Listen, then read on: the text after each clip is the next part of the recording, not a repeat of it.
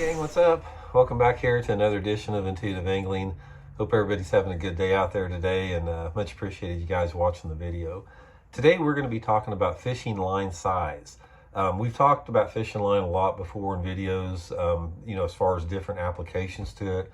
But this video I want to do specifically on the pound tests that you need to choose on your different lure categories, because I'm guessing out of all the questions and comments we get on the channel here as far as talking about specific things, choosing the right line size has got to be one of the top three. I get that all the time. So we're going to sort of give you guys my opinion on that. It might help you guys catch a few more fish. And real quick, just wanted to give you guys a weekly reminder. Please check out our View Products shopping tab. When you click on the video, at the bottom of the screen, you'll see a little icon that says View Products. I put 30 products on there I think you guys might be interested in. I'll put a bunch of fishing line on it in this video. And every time you click on one of those products to look at it, the channel gets 20 cents. So it's a really good way to help the channel out if you want to do that.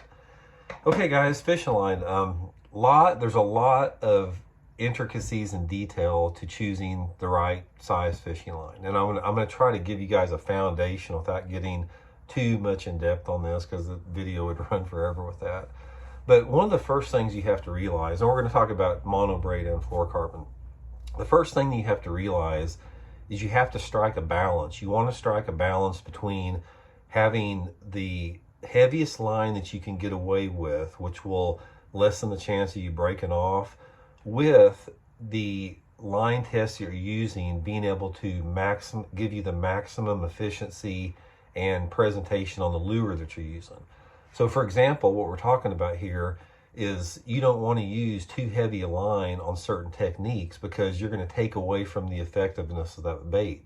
For example, if you're fishing a medium diving crankbait that needs to get down to 7 or 8 feet, it may reach 7 or 8 feet on 10-pound test line, but if you put it on 15 or 17-pound test line, you're not going to reach that maximum depth. Also, if you fish line that is too heavy or too light on certain slow baits like shaky heads or jigs or creature baits or something like that on slow baits, the fishing line diameter will directly impact the rate of fall on that lure. So the heavier line that you're using, the more drag it has in the water, so it's gonna affect the rate of fall on that bait. Say for example, if you're using a 10-pound test line on a 3/8 ounce jig, it's going to fall at a certain rate. But if you put that same line on 20-pound test line, it's going to fall much slower. So a lot of times that will have an impact on getting strikes or not. So that's one variable for that. Overall, what you need to look for, guys, is I think that you need to use the heaviest line that you can without affecting the action of the lure or without having a chance to lose the fish, because that's the maximum efficiency with that. Some of the times though, it depends on the cover that you're fishing. If you're fishing open water cover, you can get away with a lot lighter line. And if you can get away with lighter line, you're going to be better off, because lighter line is less visible to the fish, and also it makes the bait more natural looking in the water, the lighter the line that you're using. So if you're fishing open water cover, like say you're fishing main lake points that don't have any brush on it, or if you're fishing bridge piers or just down a rocky bank or something like that, or when you set the hook, you're not worried about that fish wrapping up around anything like that, that is when you can go to a lighter pound test. Say, let's use, for example, if I'm fishing a shaky head in super clear water, say the water visibility is 10 feet deep.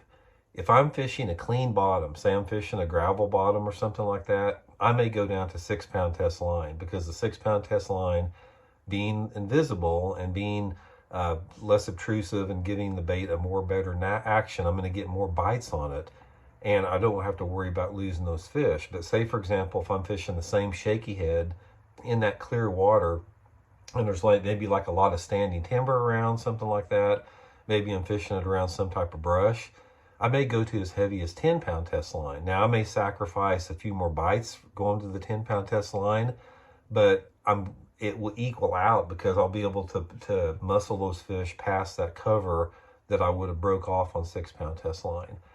Depth attainment is another big thing, like we talked about with crankbaits, and this is especially important when you're fishing a jerkbait. Jerkbait depth is critical as far as getting into the zone where the fish are at. And jerkbaits, I think, are more highly affected by line test sizes than anything else. So for the most part, it's the same deal. If you say, for example, if I'm fishing a Megabass Vision 110, open water conditions, I like to use 6-pound test a lot, because 6-pound test will allow me to get that bait down, into 8 or 9 foot of water on a long cast.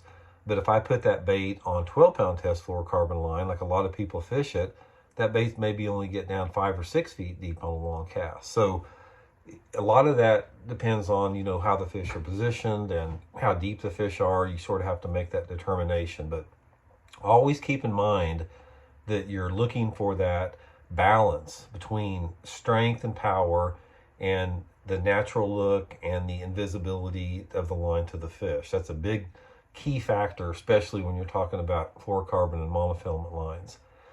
So let's talk a little bit about the relationship of mono to fluorocarbon.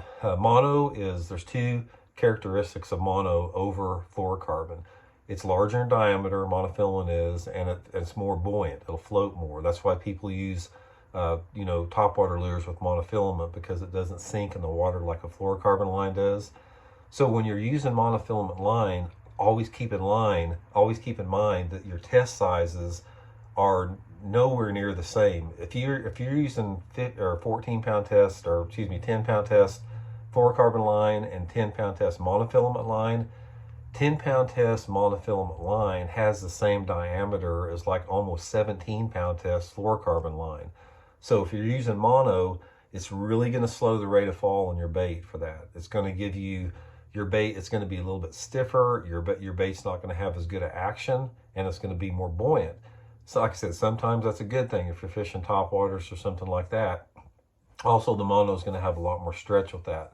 In a braid, it's sort of the opposite with that. Braid, it has even a smaller diameter than the fluorocarbon. It's a lot smaller than mono, smaller than fluorocarbon. And the key on braid, when you're trying to determine the pound test that you want to use on braid, it's not necessarily as much about the breaking factor as it is the diameter of the line, because 30-pound test braid is super small. I mean, it's like 10-pound test monofilament, or 10-pound test fluorocarbon almost with that. And there's very few situations you're going to break 30-pound test braid. So again, the braid has a lot to do with the lure category that you're using and your casting distance. If you're picking heavier braid for casting, say for example, if you're using 65-pound test braided line, you're going to sacrifice a tremendous amount of casting distance because of the diameter of that line versus going to 30. So the point is, guys, it's all about balance. When you're thinking about selecting your line size, take in consideration strength, take in consideration your casting distance, the visibility of the line, how the line diameter is going to affect the fall rate of the lure, and how the line diameter is going to affect how natural of a presentation that bait has. Because if you put 6-pound test line on a Ned rig, that's going to be a real natural presentation, but try putting 12-pound test on a Ned rig. It just kills the action of the bait quite a bit. So that gives you a foundation, though, to go by. Like I said, it's just a matter of experiment to see what works best for you guys. But those are some of the things that's worked well for me. So hope you guys enjoyed it, and we'll talk later. See you.